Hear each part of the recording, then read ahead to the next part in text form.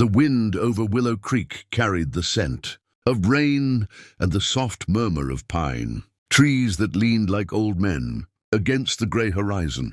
It was late autumn in the frontier lands, when the earth was tired and the sky hung low with the promise of snow. At the edge of a half-forgotten trail stood a small, leaning cabin, the kind that seemed built from more hope than wood. Inside, the faint orange light of a dying fire flickered across the faces of a woman and her daughter. The woman's name was Evelyn Shaw, a widow not by choice, but by the cruelty of a land that took more than it gave.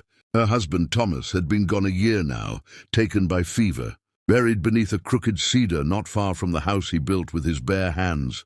Since then, Evelyn had been holding on with little more than willpower, and whatever she could scrape together from the wilderness. The girl, Lila, no older than 6, sat beside the fire, clutching a ragged doll and staring into the embers as if trying to see the face of the father she barely remembered. That night the rain came suddenly. Evelyn packed what little food they had, half a loaf of cornbread, a jar of dried beans, and a strip of smoked rabbit, and wrapped them carefully in a cloth. She didn't say a word, but the quiet urgency in her movements told the story. They were leaving. Willow Creek had nothing left for them but cold mornings and empty cupboards. Somewhere west, she'd heard, was a town called Red Hollow, a growing settlement with work for women who could cook, mend, or teach letters. Maybe they could start again, maybe. When the first thunder cracked above the cabin, Evelyn tied her daughter's small coat and lifted her into her arms. They stepped into the storm like two ghosts, the door creaking shut behind them for the last time. The rain drenched the world, turning the trail into a river of mud and memory. Lila didn't complain. Frontier children learned silence faster than comfort. Evelyn walked for miles, her boots soaked, her shawl heavy, until at last the lantern she carried began to dim. She needed shelter. At dawn the rain eased. Smoke rose in the distance, a ranch perhaps a few miles ahead. Her stomach twisted with hunger, and she knew Lila hadn't eaten since the day before. Against every stubborn instinct of pride, she decided to try for help. By the time she reached the ranch house, the sun was creeping through clouds, turning the wet earth to steam. A tall man stood by a corral, tightening the saddle on a restless chestnut horse. His broad shoulders carried years of work, his jaw rough with the kind of beard that didn't care for mirrors. He turned when he heard footsteps. "Can I help you, ma'am?"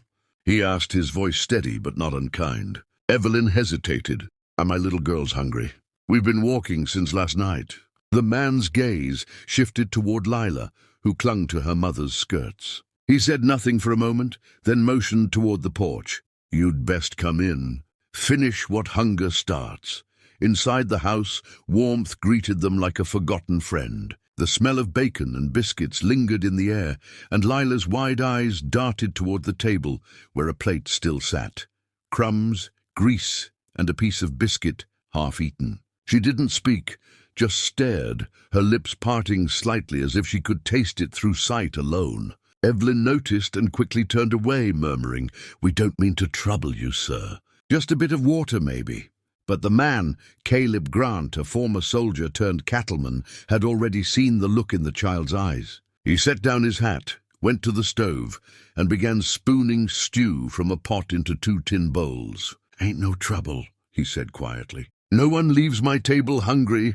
Evelyn tried to protest, but her voice cracked under the weight of exhaustion. She sat down, her hands trembling slightly, and watched as Lila devoured the stew with the fierce joy only a starving child knows. Caleb sat across from them, silent, his blue-gray eyes taking in more than he let on. There was something about this woman, something in the way she carried both strength and sorrow like matching weights on a scale. After they ate, Evelyn tried to thank him. "We'll be on our way," she said softly. "You've done more than enough." Caleb looked toward the window. The rain had started again, harder this time, sweeping across the plains in silver sheets. "Not today, you won't," he said. "You and the girl can stay in the bunkhouse. It's dry, got a stove, blankets. Tomorrow we'll see where you're headed." That night Evelyn lay awake listening to the storm. In the next cot, Lila slept soundly for the first time in days. Evelyn's thoughts tangled between gratitude and fear. Out here, kindness could be a coin with two sides, one human, one dangerous. But something about Caleb's quiet decency made her believe he wasn't like the others she'd met since losing Thomas. Caleb, for his part, sat by the fire in his own room, turning over the image of the girl's hungry stare in his mind. He'd seen that look before, on the faces of orphans after battle, on women fleeing burned towns. It was the kind of hunger that went beyond food. It was the hunger of survival. Morning came clear and cold. Evelyn stepped out to thank him once more, intending to move on before the world demanded payment for its brief mercy. But when she reached the porch, Caleb was already there with a pot of coffee and 2 tin cups. He poured her one without asking. "You got family west of here?" he asked. She shook her head. "No one left." He nodded slowly. "Then maybe you stay till spring. Could use help around here." Ranch runs better with a steady hand in the kitchen. Evelyn's instinct was to refuse. Frontier women were proud creatures, and she feared owing anyone anything. But before she could answer, she noticed Lila standing beside the table again, eyes fixed once more on Caleb's breakfast plate. Only this time there was a small smile on her face. Evelyn exhaled and sat down. "Maybe just until the weather clears," she said. Caleb smiled faintly. "Weather takes its time in these parts." Outside, the wind pushed against the windows, carrying whispers of snow. Inside, for the first time in months, warmth filled the small kitchen, not just from the fire, but from something deeper, quieter. The story of 3 lonely souls had just begun to weave itself together in the heart of the frontier, where every dawn could mean either an ending or a new beginning. And as the camera pans over the rising sun, spilling gold across the plains, a gentle narrator's voice reminds the viewers, sometimes the hardest roads lead to the kindest strangers. If this story touched your heart, don't forget to like, share, and subscribe. For more tales of courage, kindness, and the wild frontier.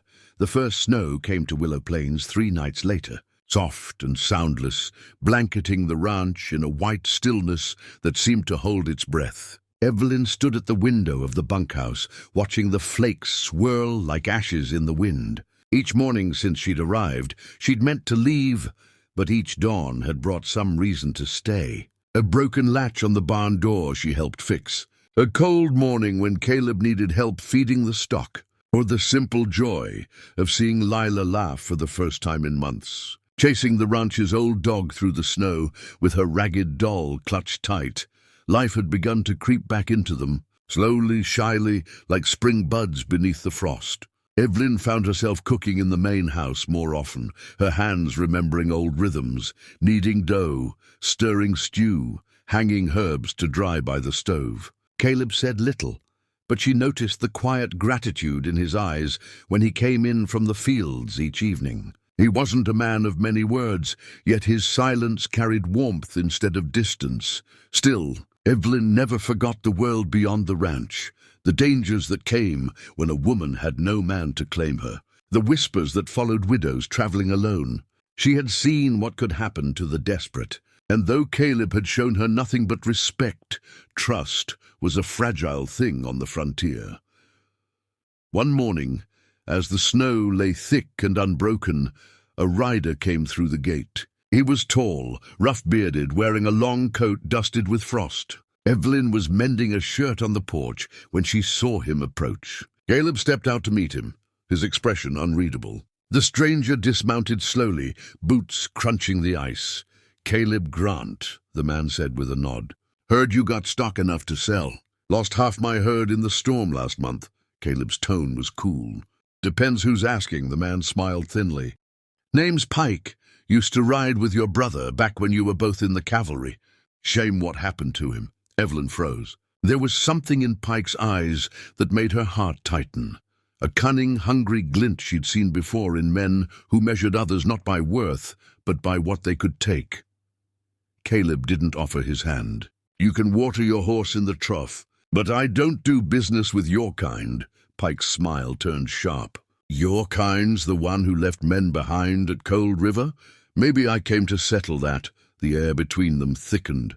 Evelyn rose, her pulse quickening, and pulled Lila inside. She could hear the low murmur of the men's voices, then the scrape of boots in the snow. Caleb didn't draw his gun, but his hand rested near it. After a tense silence, Pike spat into the snow, swung into his saddle, and rode off. But Evelyn knew he'd be back. That night, as wind clawed at the shutters, Evelyn found Caleb sitting by the fire, his face shadowed. She poured him a cup of coffee, setting it beside him. Was he telling the truth? She asked quietly. Caleb's eyes flicked to hers. About my brother, yes. About the rest, no. Pike's a thief. I've crossed his trail before. Evelyn hesitated. He'll come back. Men like that don't ride this far just to talk. Caleb nodded slowly. I know. For the first time, Evelyn saw something beyond his calm strength, a loneliness that mirrored her own. The war had left him haunted, carrying ghosts that time couldn't bury. And yet, in that moment, there was a quiet understanding between them. Two souls, shaped by loss, now bound by a shared duty to protect what little peace they had left. Over the next week, Caleb reinforced the fences, checked the rifles, and made sure the barn was locked each night. Evelyn did her part too, keeping the fire burning, cooking enough for 2 men should trouble come, and never letting Lila wander far. The snow deepened, muffling the world, but the sense of danger pressed closer each day. Then, one moonless night, the sound came. A creak of wood, the faint clink of metal. Caleb was on his feet in an instant, rifle in hand. Evelyn pulled Lila close, whispering, "Don't make a sound." Through the frosted window, Caleb saw 3 figures moving toward the barn, shadows against the snow. Pike and his men. They were after his horses, maybe more. He slipped outside, boots sinking into the drift, the cold biting his face. The standoff was brief but fierce. Pike fired first, the bullets splintering a fence post near Caleb's head. Caleb returned fire, striking one of the raiders. The others scattered into the dark, gunfire echoing through the valley. Evelyn, trembling, held Lila by the hearth as smoke drifted in from a shattered window. When silence finally returned, the snow was stained in places where the men had fallen. Caleb limped back to the house, blood seeping through his sleeve. Evelyn rushed to him, her fear breaking into motion. "You're hurt," she gasped. "Just a graze," he muttered, wincing as she pressed a cloth to his arm. Her hands shook as she bound the wound, but her voice steadied. "You saved us." He met her eyes. "We saved each other." For a long moment, the only sound was the crackle of fire and the storm dying outside. Evelyn felt something stir in her chest, a warmth deeper than gratitude, stronger than fear. She'd spent so long running from danger, from loneliness, from hope itself. But here, in this fragile refuge, something had changed. The next morning dawned clear and quiet. The snow glittered like diamonds over the plains, untouched except for the tracks of wolves and men. Pike's body was gone. His men had carried him off. Or perhaps the cold had claimed him. Either way, the threat had passed. Evelyn stood at the porch with Lila, watching Caleb repair the broken gate. His arm was bandaged, his movements slower but steady. When he caught her looking, he gave a small nod. "Thinking of heading out?" he asked. She smiled faintly. "Not today." He set down his tools. "Then maybe tomorrow we'll build Lila a sled. Snow's deep enough for one." Lila squealed with delight, running to his side, her laughter rising like music across the empty land. Evelyn watched them, her heart heavy and light all at once. In that vast, wild silence of the frontier, she realized something. Sometimes survival wasn't just about escaping the past. It was about daring to believe in tomorrow. As the camera slowly pulls back, showing the ranch bathed in morning light, the narrator's voice returns, soft, reflective and full of warmth. In the wild frontier, every stranger carried a story, every storm a lesson, and every act of kindness a promise. If this tale of courage and compassion touched your heart, make sure to like, share, and subscribe, because every view, every voice keeps these stories alive, and out here, that means everything.